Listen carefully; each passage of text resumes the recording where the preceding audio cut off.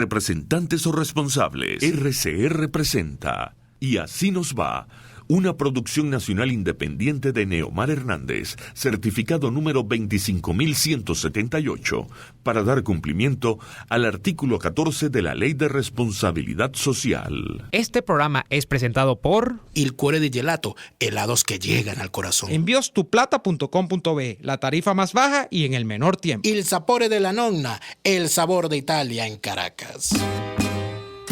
Los sube y baja de la economía y la política. Los que dicen y no hacen. Los que se contradicen. La actualidad más candente. Lara y Hernández ya están aquí. Ellos no saben nada y así nos va.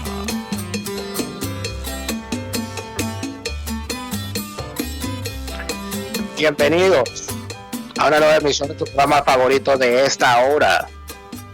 Te agradecemos por estar allí siendo copartícipes de una nueva jornada de lucha por la opinión libre y la información transparente a través de los micrófonos de RCR 750 AM, donde lo bueno une. A partir de esta hora estaremos trabajando para ustedes desde la Gerencia General de la Estación Jaime Nestares, desde la Gerencia de Producción Wilixa Arcaya, desde los controles César González. En la producción está Super Kenger Jaramillo y en la conducción del espacio Neomar Hernández, y quien les saluda desde Berlín, Alemania, Daniel Lara Farías.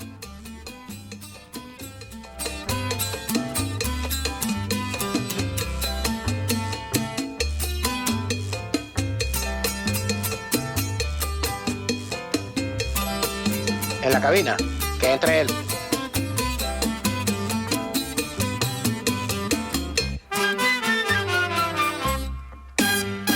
De igual modo pueden sintonizar a través de www.rcr.tv, porque esta es la radio que se ve. También pueden vernos a través de Periscope, @RCR750, en la retransmisión que gracias a nuestros amigos de VPI llega a ustedes, Venezolanos por la Información, y en diferido en lacabilla.com.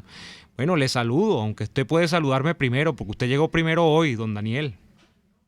¿Cómo está usted, mi estimado Neomar? ¿Cómo se siente en la tarde de hoy? Muy bien, además le felicito por la ausencia de ayer, porque la ausencia estaba plenamente validada. Vi esa foto con Gabriela Montero y de verdad sentí celos, déjeme decirle. Bueno, celos, malditos celos, ¿por qué me matan si no hay razón? Sí, fue el día de ayer, por supuesto debo excusarme con la audiencia, pero el día de ayer tenía pautada una reunión con Gabriela Montero que habíamos pospuesto desde la vez que estuvo en Leipzig y tuvo a bien invitarme a su concierto y no pudimos conversar. Entonces logramos ajustar las respectivas agendas y vernos acá en Berlín el día de ayer. Y bueno, por una de esas cosas de cuando uno se pone a conversar cosas bien sabrosas, ¿verdad? Mm-hmm. Se pasó el tiempo y yo dije, cónchale, no voy a llegar. Y nos dieron las 10, la 1, las 2 y las 3. Así le pasó a usted como la canción. Mira, para empezar, lo que pasa siempre, ¿no? Sí. Tenemos que enviarle saludos al hermano de Gabriela Montero, bueno. que escucha este programa desde siempre. Bueno. Que es oyente de este programa. Por supuesto, le agradecemos su sintonía y sus conceptos. Gabriela Montero, para la comunidad venezolana que está en Berlín, Gabriela Montero tiene un concierto mañana, en el cual estaré, Neomar. Espero otra vez poder llegar a tiempo, aunque yo creo que sí, por la hora del concierto estoy seguro de que lograré llegar a tiempo al programa mañana. Pero si no, mañana ponemos en la rocola, Uh-huh. Oye, ponemos a Mozart o a Beethoven en la rocola. Puede ser. No, yo le hago el quite, doctor. Yo le hago el quite aquí, doctor. Está muy bien. Tengo que dar una nota curiosa, ¿no? Dentro de todo esto, porque de verdad no me puedo quedar con esto. Fuimos a un sitio, Gabriela Montero y yo, a un sitio italiano, Uh-huh. en Berlín, ¿no? Y entonces yo llego, ¿verdad?, con aquella altanería de el que acaba de aprender un idioma, y yo llego hablando alemán. Y yo llego, Guten Tag, wir brauchen zwei Plätze, bitte. Y el tipo se me queda viendo y me contesta, yo no capisco. Pero tú hablas italiano. Yo recuerdo que tú machucabas el italiano también. Yo hablo más el italiano que tú, pero tú te Claro, defiendes. porque tú eres italiano Yo soy absoluto. italoparlante. Tú eres como Domenico Modugno. Sí, Tú eres una especie de Domenico Modugno nacido en la Candelaria, yo lo sé. así es. Pero las cuestiones que nadie hablaba alemán en el sitio. Era un restaurante absolutamente italiano. Y entonces ahí donde viene la gran sorpresa. Gabriela Montero habla un extraordinario italiano. Imagínese usted. Y pues habló perfectamente italiano. Luego hablamos en inglés y entonces yo decía, esto si yo lo documento, esto la gente no me lo va a creer. Por supuesto, yo tuve que agarrar mi alemán, envolverlo en papel de aluminio y guardarlo en la lonchera. Claro, para después. ¿Verdad? Papola, pero bueno, papola. lo importante, Papola, lo importante es, Neomar, que Gabriela Montero es un valor extraordinario de lo que se llama venezolanidad. O sea, si uno pudiese decir ¿dónde está eso de ser venezolano hoy en día? Está en personas como Gabriela Montero. Y el cariño que se le tiene, lo que significa ella para la música clásica, lo que significa lo que está haciendo, cómo la quieren en las plazas, cómo la requieren. Son una pianista tan requerida, que no para de viajar, o sea, preguntarle a Gabriela Montero, mire, ¿estás de gira? O sea, es una tontería, nunca deja de estar de gira. Y eso es maravilloso, Neymar. Sinceramente, Gabriela Montero es una gran pianista y una gran persona. Ahora, vamos a aterrizar en Venezuela, porque yo quiero que tú me digas, ¿cuál es la noticia hoy? Porque en Venezuela, lamentablemente, por cada noticia buena que pueda haber, hay como 50 malas. Bueno, yo no me iría a aterrizar en Venezuela de plano, ¿no? Yo me pondría, como hice ayer, el programa del día de ayer, a sobrevolar en algunos otros sitios del planeta Tierra. Y en ese sobrevuelo yo me topé con Sudán y con su tragedia. Uy, ¿no? Dios mío, ¿no? Y ¿Qué vas a decir? yo ayer hablaba, fíjate tú, yo hablaba ayer de que yo hablaba de Sudán y de Argelia el día de ayer y mucha gente no le gustó, pero perfectamente claro, aunque son situaciones disímiles y usted nunca puede analogar lo que ocurre en esos dos países con lo que ocurre en Venezuela, la resolución del problema, lamentablemente, creo que pasa o considera una variable que es esencial para la solución del problema venezolano. Y esa variable, que es la que yo más comentaba el día de ayer, hoy, y yo no soy pitonizo, Daniel, y nos gusta aquí echárnosla, como decimos nosotros, hoy se ha puesto de manifiesto. Y es la variable militar. Algunos la llaman el minotauro militar. Algunos no. Federico Bocanera creó esa teoría que a mí me parece maravillosa, de verdad. Porque es una fórmula, cuando tú sabes lo que es el minotauro desde el punto de vista mitológico, y caes y utilizas el término minotauro militar, creo que expresa dramáticamente a qué se refiere, ¿no? Bueno, hoy nos hemos topado con la noticia de que Omar al-Bashir ha dimitido, si es que cabe el término, después de ejercer el poder, ha dimitido por términos amistosos, después de ejercer el poder por 30 años. Desde el año 89 estaba encaramado en el coroto, como decimos los venezolanos, Omar al-Bashir, al frente de las riendas de Sudán. Y hoy se ha ido, pero no se ha ido por obra milagrosa, ni porque las estrellas le hayan dado un mensaje. Ahora quiero hacerte una pregunta, Neomar, porque hoy caí en cuenta de algo. Yo me dediqué todo el día de hoy a revisar el quehacer informativo de medios europeos, porque en Europa hay mucha noticia hoy, y Sudán es una de las noticias. De lo que tú leíste o de lo que viste, ¿qué conclusión sacaste de lo que pasó en Sudán? Yo tengo una conclusión. Yo la mía la expresé el día de ayer y la mantengo. Es que, y creo que es la que uno puede evidenciar, que es que después de que hay muchas protestas de calles, numerosísimas, amenazadoras de los centros de poder, protestas pacíficas, por cierto, que se cuantifican en el caso de Sudán por encima del 1.000.000 de personas simultáneamente, cerca del centro de poder o de los centros de poder, prolongadas por días, algunas de ellas que creo que permanecieron más de 3 días de manera continuada, porque esto no empezó ayer tampoco. Hay gente que cree que tenían 3 días y en 3 días se cayó el gobierno. No, eso no es así.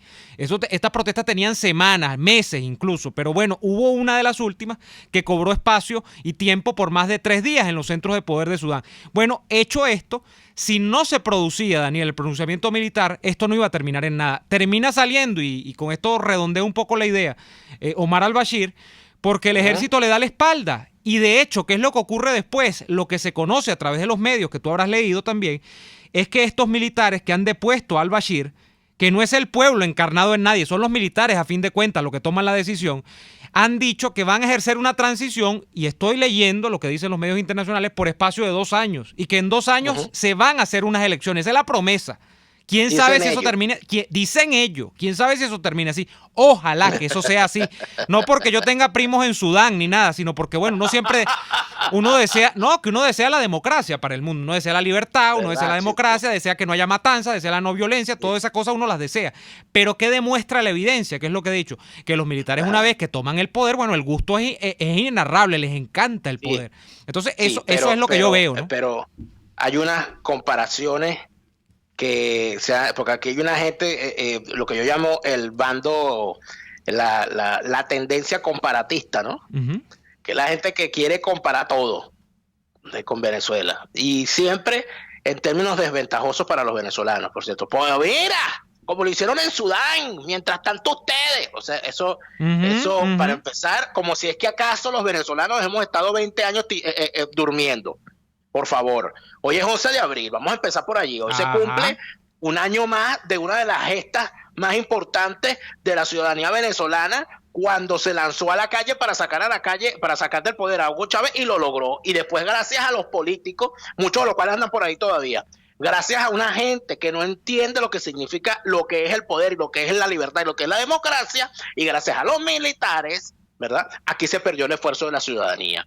Entonces, que no me venga con ese cuento de que nosotros tenemos los ucranianos, mira los ucranianos, y entonces se obvian grandes espacios para validar eso. Pasan por alto, Neomar, cosas como la siguiente. Fíjate tú, una de las cosas en lo que se ha hecho énfasis en los medios europeos. Número 1, al-Bashir tenía 2 solicitudes de captura internacional, no podía salir de Sudán. ¿Sabes por qué? Por genocida. Imagínate. O sea, la gente no sabe lo que es el caso Darfur. El genocidio que hubo en la región de Darfur. ¿Okay? Se saca del asunto una variable muy parecida, por cierto, a la que se vivió en Egipto, que es el asunto del islamismo y de los islamistas radicales. ¿Okay? Entonces, ¿qué ocurre?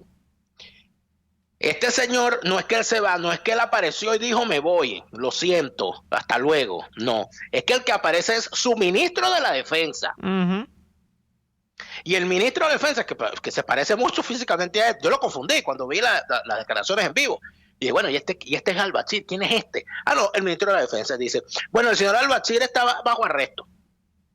Y se ha decidido que va a haber un periodo de transición que va a durar 2 años para poner orden, porque hay que poner orden, ¿verdad? ¿Y ese poner orden qué es? Pregunto yo. Bueno, es que había unas protestas en la calle, y ¿a qué llaman ellos orden? ¿A qué llaman los militares orden? A todo el mundo para su casa. Ajá. Soltaron a los presos políticos.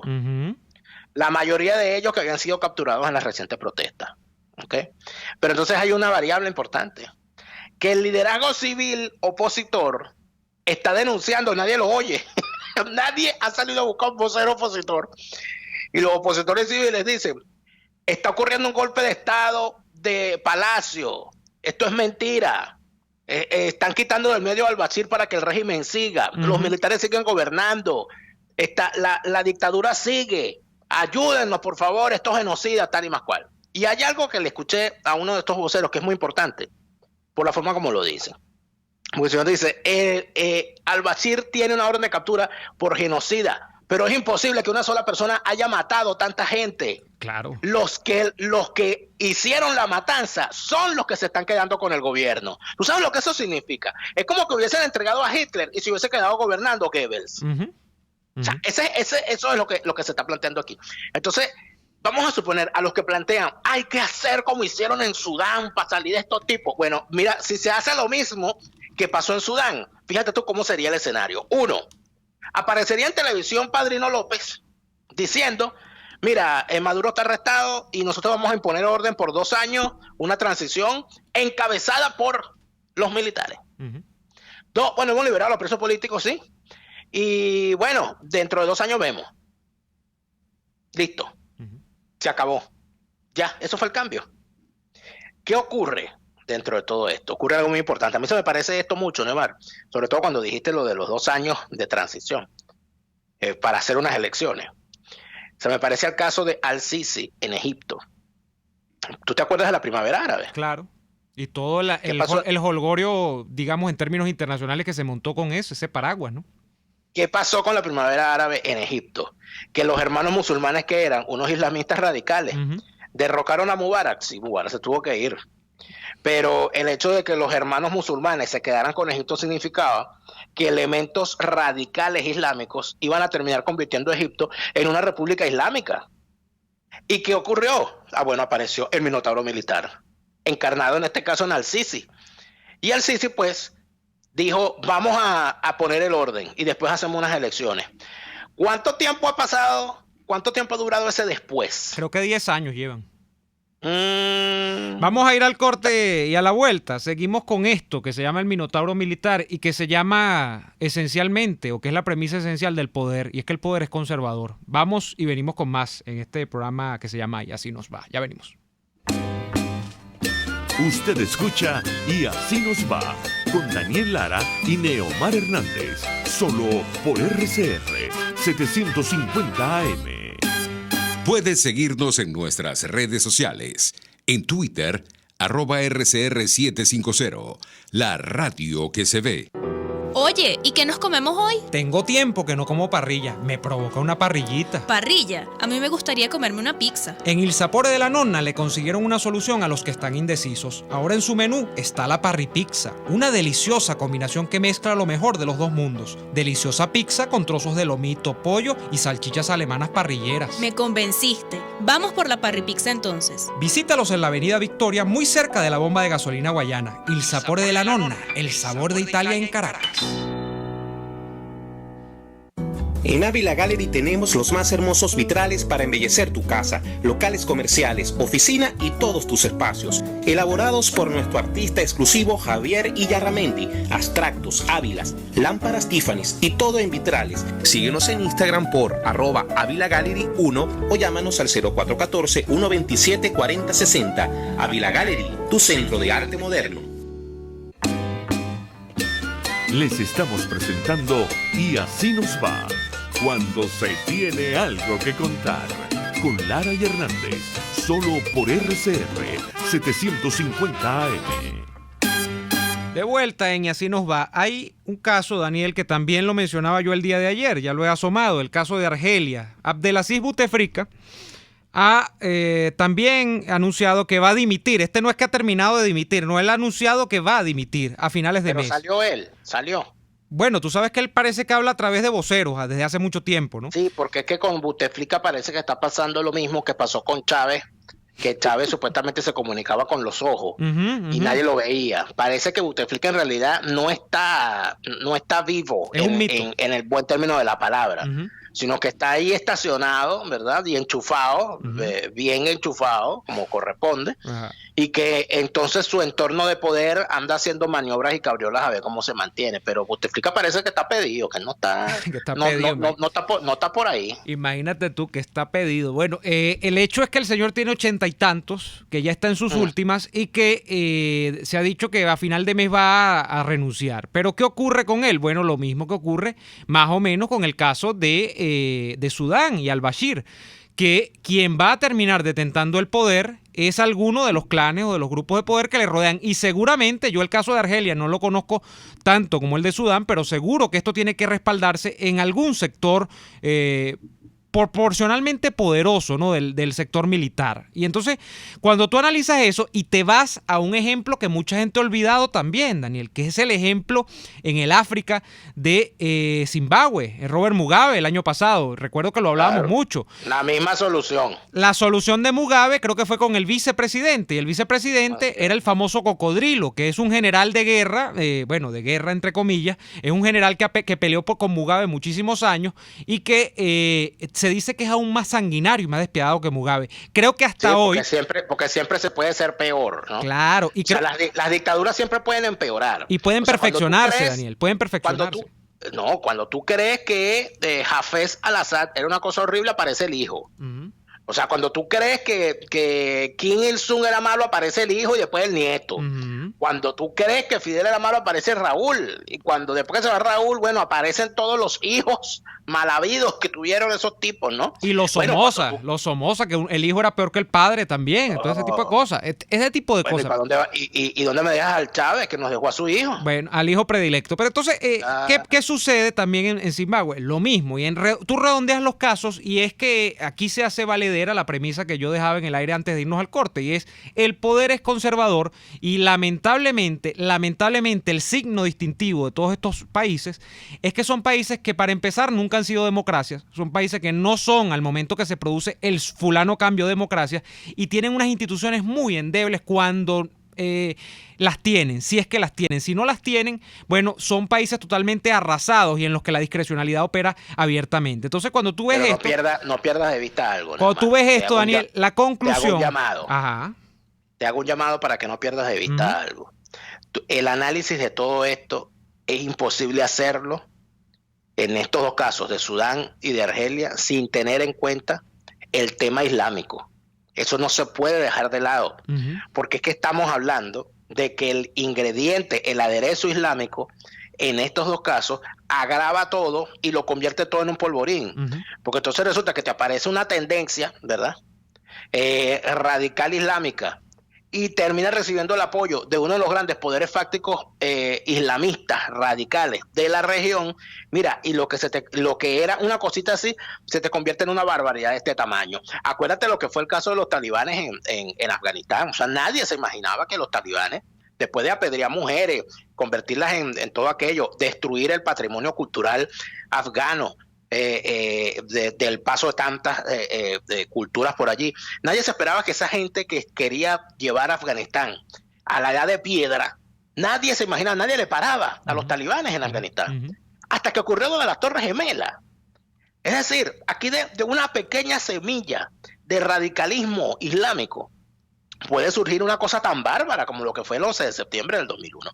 Entonces, no hay que perder de vista eso. Y entonces, en Argelia, yo pienso que Argelia es inclusive hasta más peligroso por la ubicación geográfica y por el elemento petrolero. Claro. Porque estamos hablando, además de eso, bueno, Francia, ¿no? Con las vinculaciones con Argelia, todo el tema de lo que fue la guerra civil argelina, todo lo que fue Argelia como centro de difusión, igual que Libia. Lo que pasa es que eso nos hemos enterado después, de cómo en Argelia se promovían, fue aliado del movimiento de antidemocráticos en toda parte del mundo, como lo fue Gaddafi. Bueno, allá en Libia fueron a entrenarse Arias Cárdenas, William Izarra, o Visconti Osorio. Eso está en el libro de Tay Peñalver, la compilación de los 12 golpes. Y cómo esa gente en esos países promovían el terrorismo y toda esa cantidad de cosas en toda parte del mundo. Bouteflika fue a Venezuela una vez, ¿no te acuerdas? Sí, Bouteflika claro. fue recibido por Chávez en la cumbre petrolera, en la cumbre OPEP. Y se daba abrazos y arrubaco con Chávez, porque tú búscate un sátrapa en cualquier parte del mundo de la época de Chávez, Chávez tiene una foto con él. Sí. Chávez tiene una foto con él. Y en algunos casos, bueno, le concedió la gracia especial de obsequiarle la espada del Libertador, ¿no? Pero bueno, eso... Algunos se la dio 2 veces, inclusive. A Mugabe creo que se la dio, ¿no? En una oportunidad. ¿No se la dio? Claro, Mugabe. Creo que sí. ¿Cómo no? A Mugabe, a Gaddafi. A Saddam creo que también. En todo caso, aquí lo que yo quería destacar el día de ayer y lo ratificamos hoy, Daniel, es que efectivamente en países donde no hay democracia y donde no hay instituciones, ¿cuál es el pilar institucional, entre comillas, que se erige? Bueno, el pilar institucional son los militares, son los últimos decisores, son los árbitros de la vida pública y política de un país, son el elemento que dinamita o sirve como dique de contención del cambio. Es decir, son de doble vía, pues pueden promover el cambio o detenerlo. Y eso es lo que ha quedado demostrado con todos estos casos, ¿no? Es evidentísimo que son los militares, y salvando las distancias geográficas, salvando el conflicto étnico-religioso, que en Venezuela no está presente, y no cabe hacer la comparación, como tampoco cabe hacerla con Siria, por ese mismo particular, aunque Siria más bien se ha tratado de hacer todo lo contrario, ¿no? Porque Siria, al-Assad es supuestamente una receta laica para un país que tiene muchas tribus internas enfrentadas y todo este tema. Una receta asesina y laica. Laica asesina, ¿no? Laica no como la perra que fue a la luna, ¿no? Sino... Sí, más o menos, pero más o menos. Entonces, bueno, en ese caso, lo que ocurre es que los militares terminan siendo los que toman el testigo. En Venezuela, yo lo que quería traer, sí, como analogía, el día de ayer, y lo ratificamos, Daniel, es que sin militares, y lo decía en Twitter también, no puede haber solución posible en Venezuela de momento, porque aquí se ha intentado de todo, y son siempre los militares los que terminan decidiendo, porque los militares, a final de cuentas, en un país donde tú no tienes ley, donde tú no tienes instituciones, donde tú no tienes a dónde acudir, no hay independencia de poderes, son los militares los que arbitran la vida política del país. Para bien o para mal, yo diría que para mal plenamente, pero bueno, hay gente que dice que para bien porque dice que cree que todavía, y esto es un gran mito, Daniel, que el ejército que existe, el que existía y el que existe, que no es el mismo el que existía cuando la época de la República Civil, ni al que existe ahorita, pero el que existe ahorita es heredero de ese ejército libertador, idílico, que además se ha idealizado por décadas y por centurias, que era el ejército que capitaneó Bolívar. Eso no tiene nada que ver con eso, pero hay gente que cree que todavía esos arrestos de civilidad, digamos, de patriotismo y de concederle el poder a los civiles y todo ese cuento, eso lo tiene el ejército actual y que quedan allí algún espíritu. No sé, nosotros no tenemos evidencia de eso hasta nuevo aviso, ¿no? Ya lo veremos. No se ve. No se ve aparecer. Como decía aquella burla al lema de la Guardia Nacional, el honor no se divisa. Y yo creo, Neomar, que es que el gran tema aquí no es que sean árbitros de la vida nacional, que en el caso venezolano, al menos en el caso venezolano lo son. Yo de verdad no soy especialista en Sudán, no soy especialista en Argelia, pero siento que el caso, es que las comparaciones, en este caso sí, toda comparación es odiosa, pero en este caso son mucho más odiosas porque no se puede traspolar, porque además de eso tienes otra cosa, es que el tema de cómo en Venezuela fue la sociedad la que le entregó el poder a los militares. No fue que los militares tomaron el poder, no. La sociedad venezolana, tan temprano como en 1830, le entregó todo el poder a los militares del Ejército Libertador que estaban cuadrados con Páez. Le entregaron todo el poder para que protegiera a la sociedad venezolana de las amenazas que había para que esa sociedad siguiera viviendo en el orden que ellos mismos se habían establecido. Es decir, los terratenientes, de las actividades económicas, su orden y sus oligarquías y todo aquello, de la amenaza que para eso significaba formar parte de la Unión Colombiana, o las amenazas que significaban una dictadura de Bolívar, o el hecho de que fuesen dirigidos los venezolanos por Santander. Entonces, todas esas cosas son buenas ponerlas en contexto, porque de eso era de lo que se quería salvar la sociedad venezolana, y por eso le entrega todo el poder y todo el dinero que quisiera a la casta militar para que resolviera los problemas de orden público y todo lo que pudiera haber. Pero hablando de problemas de orden público y hablando de militares y hablando del Minotauro militar, hoy es 11 de abril, entonces vamos a ir al corte comercial y al regreso, 17 años después del 11 de abril, ¿qué ha aprendido usted? Vamos al corte y ya venimos. RCR les está presentando a Lara y Hernández en Y Así Nos Va por sus 750 AM. Hay sabores de helados que fascinan, obsesionan y enamoran. Sabores como los que consigues en Il Cuore di Gelato. El helado de Amarena combina el más cremoso y delicioso mantecado con la frescura del sabor de las cerezas. Imperdible. Esta y otras delicias las consigues en Il Cuore di Gelato. Disfrútalas en el nivel feria del Centro Comercial Multiplaza del Paraíso, frente a las escaleras mecánicas. Il Cuore di Gelato, helados que llegan al corazón. ¿Estás buscando una empresa seria y confiable para enviar tus compras desde los Estados Unidos a Venezuela? Te la tenemos. Tuplata.com.be es la solución. Ropa, insumos, repuestos para tu vehículo, equipos electrónicos y un largo etcétera. Sin complicaciones. Compra lo que necesites y recíbelo en la puerta de tu casa. Puedes pagar en bolívares. Tuplata.com.be, con sistema de rastreo del paquete a través de la web, para que no le pierdas la pista. Contáctalos por el 0212-720-7343. Envíos tuplata.com.be, la tarifa más baja y en el menor tiempo. RCR 750 AM. Porque lo bueno une. Cauchera Fran Luis te ofrece cauchos nacionales e importados de las mejores marcas y en todas las medidas, al mayor y de tal. Para mayor información visita @Cauchera San Luis en Twitter, Instagram y Facebook o llama al 0412-815-6712. Cauchera Fran Luis, tu mejor opción. Moisés Naim en Efecto Naim. Hola, soy Moisés Naim desde Washington. Conéctese a rcr.tv. También nos puede seguir por @Efecto Naim en Twitter. Y estamos en Facebook y en Instagram. Y no olvide que puede disfrutar todos los contenidos del programa cuando usted quiera, suscribiéndose a nuestro canal de YouTube. Nos vemos en la radio. Los miércoles y viernes a las 7 de la noche.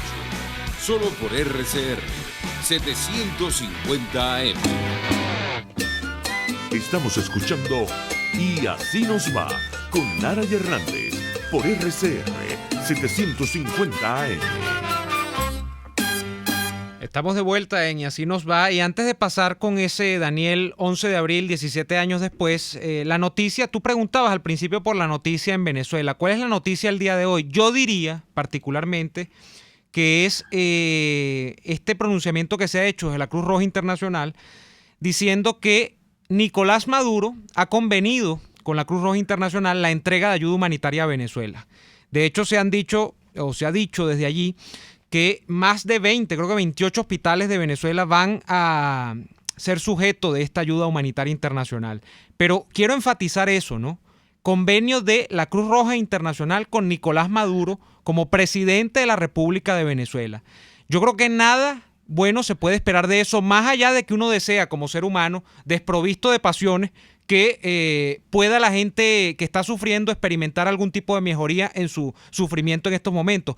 Pero yo creo que eso es ser muy ingenuo en estos casos. Lamentablemente yo creo que eso va a terminar en las manos equivocadas y que va a terminar siendo para manejo político, como han sido muchas cosas durante estos últimos años. Entonces esa es la noticia, ¿no? La Cruz Roja con el cuento de la imparcialidad, de la neutralidad, de la no intromisión y de la despolitización de la ayuda humanitaria, mira dónde nos ha venido a dar. Y esto lo empato con lo del día de ayer también, Daniel. Salía un comunicado muy profuso, muy largo, del secretario general de la Organización de Naciones Unidas, Antonio Guterres, diciendo que Venezuela necesitaba urgentemente ayuda humanitaria también, pero entonces llamaba a que esto se hiciese, por supuesto, con los principios que rige el tema de la diplomacia internacional y de los parámetros que rigen todos estos manuales de ayuda internacional, de que no se debe politizar, de que no, mis estimados amigos, la ayuda humanitaria no puede despolitizarse, porque la causa de que nosotros estemos en una circunstancia de que amerite ayuda humanitaria es netamente política, porque o bien aquí se hizo esto por diseño, que yo creo que tiene mucho que explicar esa vertiente del diseño, el diseño del comunismo, o bien se hizo porque han gobernado en 20 años los peores. Entonces, ¿cómo usted no va a imbricar de política esta tragedia humana que estamos viviendo? Es demasiada candidez, cuando no franca inoperatividad, Daniel, de los organismos internacionales cuando se ponen con estas cosas. Así es. No, y tienes otro tema, ¿no? Hablando de todo como los locos. Tú sabes la cantidad, yo creo que se puede editar por lo menos 3 libros. Nada más publicando la cantidad de resoluciones y declaraciones contundentes de las Naciones Unidas contra el régimen de al-Bashir durante 30 años. Uh-huh. Entonces, esa contundencia, no, rechazamos contundentemente. ¿Tal? Un tipo que asesinaba gente, chico, que un genocida, impune, frente a todo el mundo. Y la ONU sacaba comunicados y decía, estamos hondamente horrorizados y preocupados, tal, con aquella... Pero eso es una cosa. Y la otra cosa, chicos, es que en Venezuela la cruz es roja. ¿Verdad? Sí, bueno. O sea, ¿para qué más, verdad? Sí, bueno, en Venezuela y en otras partes, pero aquí como que es más roja que en otros lados. Un saludo al señor Mario Villarruel, presidente del Comité Internacional de la Cruz Roja en Venezuela. Un hombre que viene de las cercanías de Acción Democrática, porque él era de ECO. No puede ser. Claro, si él era tan amigo de Blanca Ibáñez. Ah, bueno. Era amiguísimo de Lucinchi de Blanca Ibáñez, porque es que así es que es la cosa. El rojo siempre tiene un blanco en el pasado. Porque ¿de dónde se formó el chavismo? De lo peor de AD y lo mejor de Copey. Que lo diga Germán Escarrá. Y que lo diga Mario Villarruel. ¿Escarrá era copellano? ¿Cómo? ¿Escarrá era copellano? Escarrá viene de los sectores socialcristianos. Su papá, entiendo yo, que fue de los sectores sindicales socialcristianos también. En realidad ellos siempre quisieron ser y no fueron. No los Esa dejaron. es la verdad. Estamos hablando de la historia de una gran frustración familiar. Su hermano Carlos Escarrá al final terminó en el MAS, ¿no? Terminó metido en el MAS, y tenía, pero era un hombre muy amplio, Carlos Escarrá. Fíjate que la madrina de 2 de los hijos de No, y Carlos Escarrá Germán también es muy la amplio. Germán también es muy amplio. ¿Quién? Germán es amplísimo. Sí, claro, pero Carlos Escarrá era un hombre tan amplio, ¿no? Que pensamos que era el malo, ¿no? Fíjate que nosotros vivimos engañados. Yo recuerdo eso, no, Escarrá el bueno y Escarrá el malo, imagínate tú. Escarrá Qué el ingenuos malo. hemos sido. Carlos Escarrá, sus 2 hijos, tiene 2 hijos que son ahijados de la expresidenta de la Corte Suprema de Justicia, Cecilia Sosa. O sea, eso es el nivel de amistad que tenía. Es como, son esas amistades. Bueno, tú vas y te abrazas con Chávez desde la Cruz Roja y con Maduro, pero eres amigo también de Blanca Ibáñez. Tú, María Cristina Iglesias, eres una furibunda chavista, pero eras la asistente de la secretaria en la fracción parlamentaria de Paulina Gamo. Tú, Aristóbulo, eres hoy un furibundo chavista, pero cuando eras una adeco, eras un furibundo adeco. Entonces, de eso hay mucho. De eso hay muchas historias como esa. Y todas esas historias, yo creo, Neomar, que terminan confluyendo el 11 de abril, entrando en materia. Porque todo es lo mismo. O sea, la historia de Venezuela, lamentablemente, sobre todo la historia reciente, termina siendo una historia camaleónica de gente que se quitó la chaqueta blanca para ponerse la verde, y después se quitó la verde para ponerse la blanca, y después cuando le convenía ponerse una que no fuera ni blanca ni verde, bueno, se puso una allí negra, ¿no? Para no desentonar, y después se pusieron la chaqueta roja como les dio la gana. Y cuando cae Chávez salieron. Por ejemplo, hoy, 11 de abril, hay que enviarle un cordial saludo a uno de los patriarcas del periodismo chavista y del periodismo oportunista nacional, que es Eleazar Díaz Rangel. Porque Eleazar Díaz Rangel ya era director de Últimas Noticias, del periódico chavista Últimas Noticias. Y Eleazar Díaz Rangel estaba, bueno, súper chavista, ¿no? Súper, absolutamente chavista. El titular del 11 de abril fue una cosa así como: sectores reaccionarios de la ultraderecha quieren marchar contra Miraflores. Pero el día siguiente, cuando cayó Chávez, yo quiero que tú veas y leas el editorial de Eleazar Díaz Rangel. Una vez lo leímos, Daniel, una vez lo leímos. Lo que le faltó fue tirarse para el piso, convertirse en alfombra y decirle a Carmona: písame con toda tu fuerza. Una cosa terrible. Es necesario decirle al presidente Carmona, el tipo lo reconoció como presidente. Dijo que Hugo Chávez había cometido errores insalvables que lamentablemente no se podían ocultar. Pero el 13 de abril el tipo estaba otra vez con la espada en la mano. Volvió el hijo de Bolívar y salga el pueblo a la calle. Tal. Oye. Eleazar Díaz Rangel. Qué oportunismo. Aristóbulo. Todos esos tipos. O sea, es que esas historias que hay que contar. Por eso es que yo peleo tanto con gente, ¿verdad?, que estuvo esos días en la candela y tiene tantas cosas que contar y tantas cosas que vio y no las cuenta.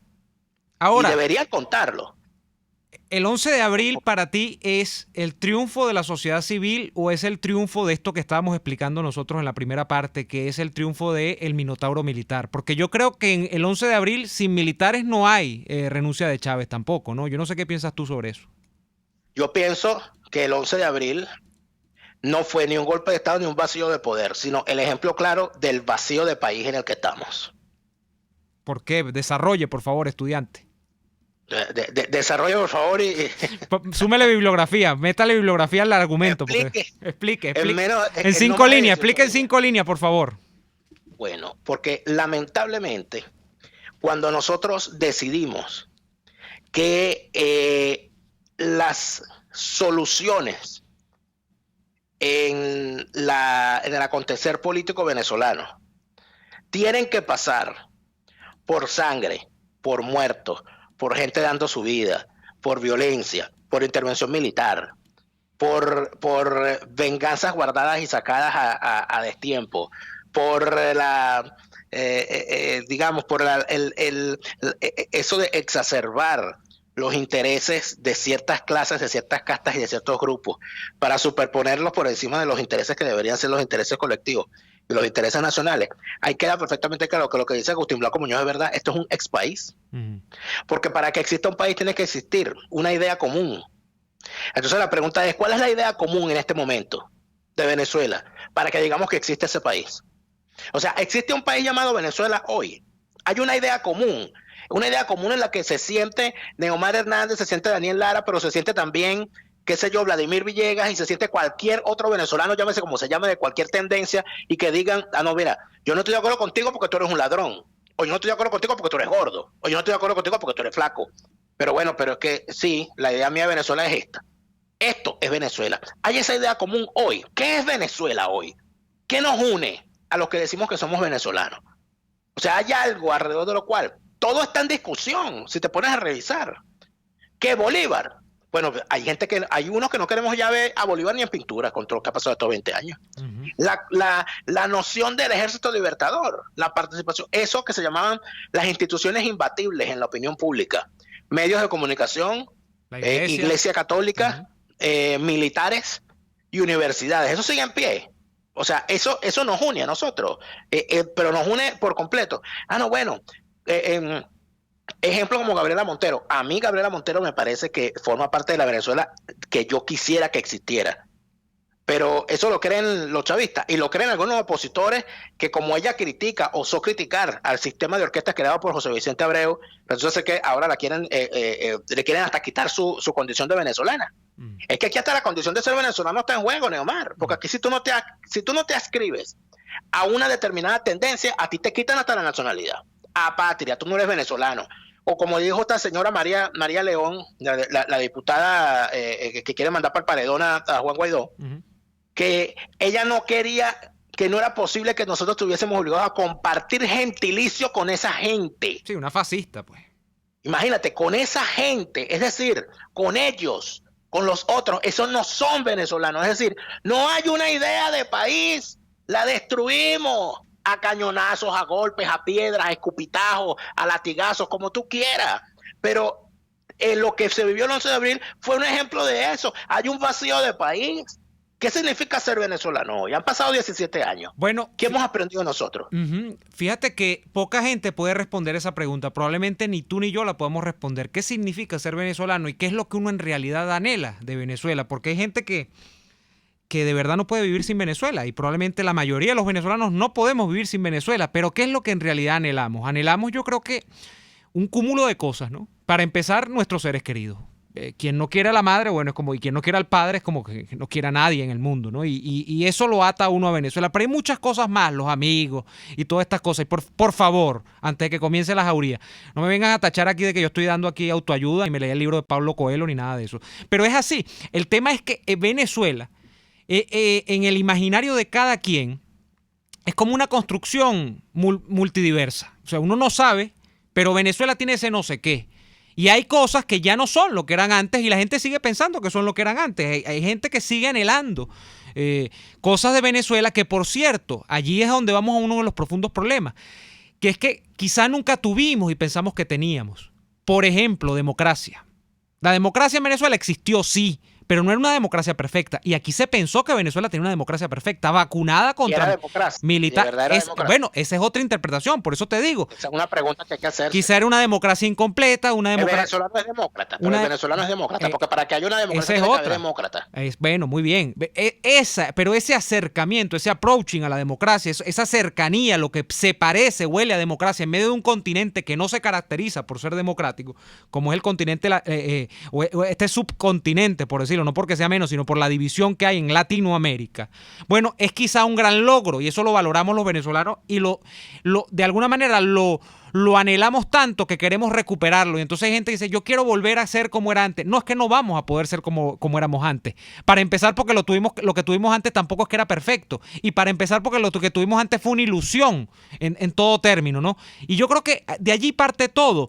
Que la gente anhela cosas que son demasiadas cosas a la vez y que no hay explicación en el fondo, Daniel. No sabemos qué queremos de Venezuela, pero sabemos que tampoco es que Maduro y que sabemos que tampoco lo que estamos viviendo sea Venezuela. Esto no se parece a lo que uno piensa que debe ser y que lo que fue alguna vez Venezuela.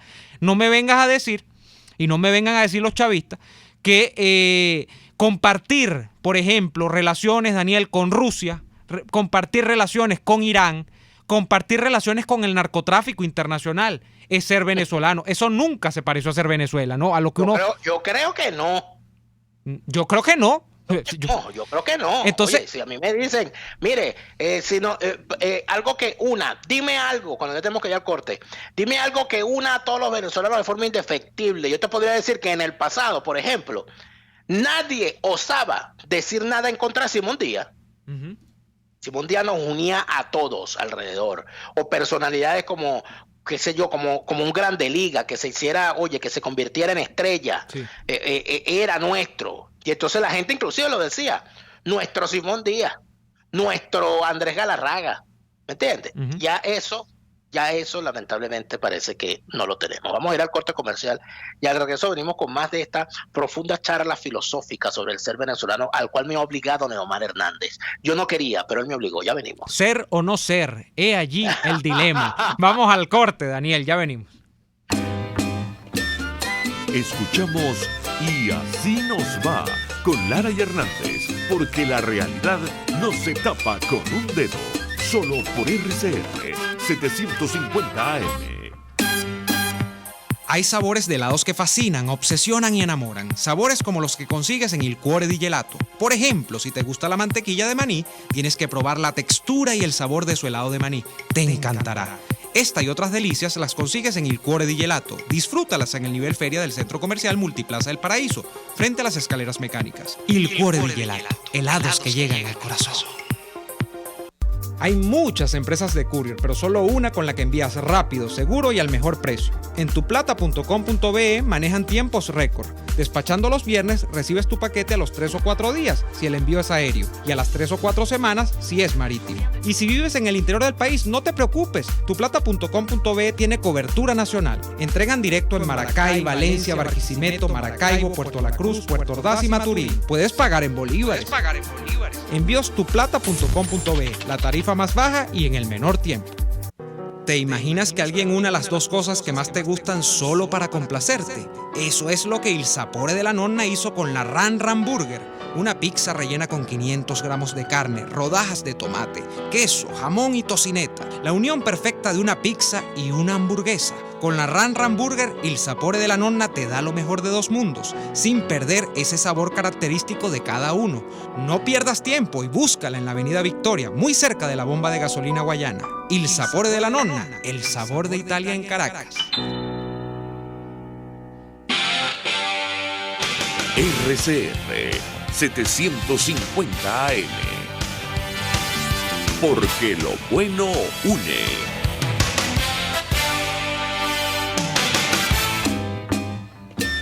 Les estamos presentando Y Así Nos Va, cuando se tiene algo que contar, con Lara y Hernández, solo por RCR 750 AM.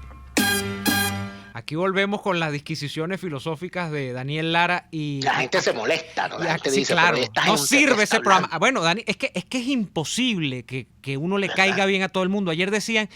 Tú no tienes vida, qué fastidio ese programa. Y entonces cuando estás tú solo, porque yo tengo una eventualidad, es lo mismo. Entonces es imposible complacer a cada ser de la humanidad. Es muy difícil, de verdad. Yo quisiese que todo el mundo terminase a las 5 de la tarde con una sonrisa en el rostro diciendo qué buen programa hicieron estos dos, pero parece que es imposible, no hay forma. No, a mí más bien, y ahí es donde está lo que nos une, que a mí me gusta es lo contrario. A mí me gusta que la gente salga echando peste y diga, Dios mío, ¿hasta cuándo este gordo no lo soporta? Por cierto, tengo que enviarle un saludo muy cariñoso a nuestro querido amigo Alfredo Sánchez, que está siempre en sintonía y haciéndonos saber su sintonía permanentemente. También al amigo Gabriel, que nos pide que saludemos a Rosita, que está allá en Miami escuchándonos. Entonces un saludo, Rosita, que ella es de Guatire, pero está en Miami escuchándonos. Rosita. Así que saludos. Saludos para todos. Neomar Hernández, pero ahora lo que me quedé pensando en Rosita, no es la Rosita aquella, ¿no? Porque si está en Miami, bueno, no sé. No creo, no, Rosa. Saludos a Rosita. Oye, deja de meterte con nuestros oyentes, por favor, te agradezco, ¿ok? Sí. Te agradezco. Mira, Neomar, yo creo que la conclusión después de estos 17 años posteriores al 11 de abril, cuando hablábamos de lo que nos une y lo que nos desune, si nos ponemos a contabilizar todo lo que perdimos después del 11 de abril, yo tengo que recordar las palabras de un gran amigo, colega, que me contó lo que él vivió. Porque el 11 de abril entiendo que fue un miércoles, ¿no?